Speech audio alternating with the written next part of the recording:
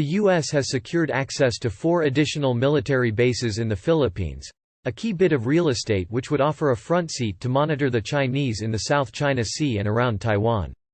With the deal, Washington has stitched the gap in the arc of U.S. alliances stretching from South Korea and Japan in the north to Australia in the south. The missing link had been the Philippines, which borders 2 of the biggest potential flashpoints, Taiwan and the South China Sea. The deal, which in part reverses the U.S. departure from their former colony more than 30 years ago, is no small matter. There is no contingency in the South China Sea that does not require access to the Philippines, says Gregory B. Poling, director of the Southeast Asia program at the Center for Strategic and International Studies in Washington. The U.S. is not looking for permanent bases. It's about places, not bases.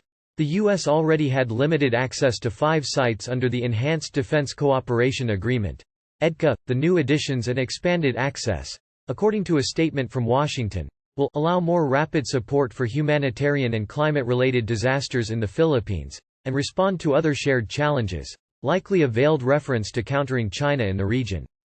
The statement came after U.S. Defense Secretary Lloyd Austin met Philippine President Ferdinand Bongbong Marcos Jr. in Manila on Thursday. The U.S. hasn't said where the new bases are, but 3 of them could be on Luzon, an island on the northern edge of the Philippines, the only large piece of land close to Taiwan, if you don't count China. These days the U.S. is seeking access to places where, light and flexible, operations involving supplies and surveillance can be run as and when needed, rather than bases where large numbers of troops will be stationed.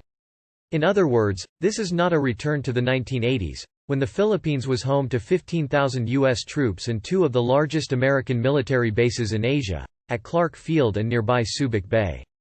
Then in 1991 the Philippine government called time. The Filipinos had recently overthrown the hated dictatorship of Ferdinand Marcos, and sending the old colonial masters home would further cement both democracy and independence.